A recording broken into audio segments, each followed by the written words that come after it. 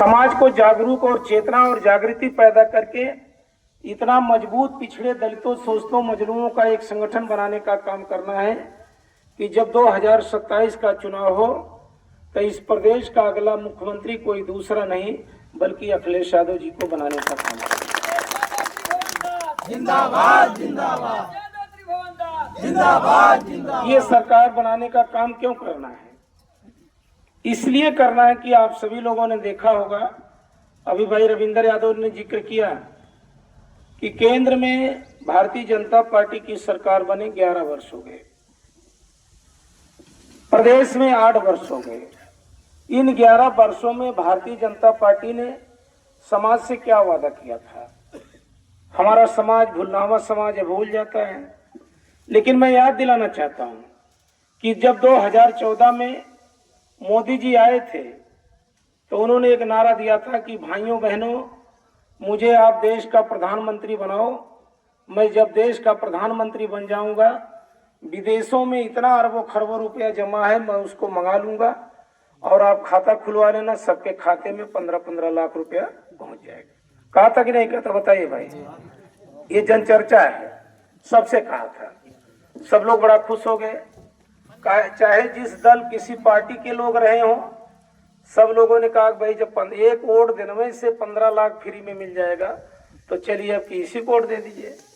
और सब लोगों ने पार्टी और पॉलिटिक्स से हट करके मोदी जी को वोट दे दिया और वोट देने के बाद उनकी सरकार बन गई। सरकार बनने के बाद आज 11 साल बीत गए। 11 साल में क्या आपको 15 लाख रुपया मिला? बताइए भाई, नहीं मिला। लेकिन आपने कहीं सवाल किया? हमारा समाज सवाल नहीं करता है। सवाल किससे करेगा? त्रिभुवन दत्त से करेगा, संजय प्रधान से करेगा, जियालाल जी से करेगा। मेरे साथियों, आज अगर ये समाज जागरूक होता, भारतीय जनता पार्टी के लोग गांव में घुसते और अगर वोट की बात करते तो उनको एक पर्ची दिखाते, भैया 15 लाख रुपया दीजिए तब हमसे बात करिए। अगर ये चेतना गांव गांव आ जाए तो भारतीय जनता पार्टी के लोग गांव में दिखाई नहीं पड़ेंगे। गलत कह रहा हूं? और इतना ही नहीं, केवल रुपया का सवाल नहीं है। एक सवाल और उन्होंने कहा कि भाइयों बहनों, जवानी जिधर चलती उधर जमाना चलता है, नौजवान जिधर चलता उधर जमाना चलता है। मेरे नौजवानों, आज तक इस देश की सरकारों ने आपको रोजी रोजगार नहीं दिया। मुझे आप देश का प्रधानमंत्री बना दो, हर साल 2 करोड़ नौजवानों को मैं रोजगार दूंगा। अब तक 22 करोड़ लोगों को रोजगार मिलना चाहिए। एक को रोजगार मिला क्या? जितने लोग बैठे हैं, किसी घर के बेटे को नई नौकरी मिली क्या? नहीं मिली। लेकिन जब त्रिभुवन दत्त 2007 से 12 तक थे विधायक और इस प्रदेश में सरकार थी, तो मेरे साथियों, गरीब लोगों को कम समय में हजारों लोगों को अगर रोजगार देने का काम किसने किया तो ये आपका भाई, आपका बेटा त्रिभुवन दत्त। आज गरीब समाज के लोगों के जिनके घरों में रोजी रोटी का जुगाड़ हो गया है, आज उनका घर खुशहाल है। और मेरे साथियों, अगर आप खुशहाली चाहते हैं,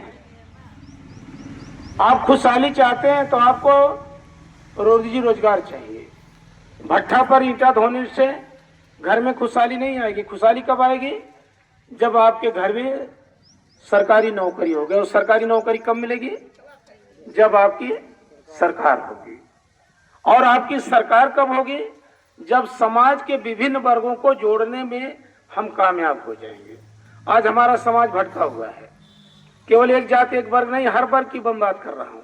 आज भारतीय जनता पार्टी, हम लोग सदन में भी रहते हैं, सदन में भी केवल एक चर्चा होती है, न महंगाई घटाने की बात होगी, न गरीबों, यादव, कुर्मी, कहां, लोहार, भर, चमार, निषाद, ब्राह्मण के गरीब समाज, क्षत्रिय समाज के गरीब समाज के बेटे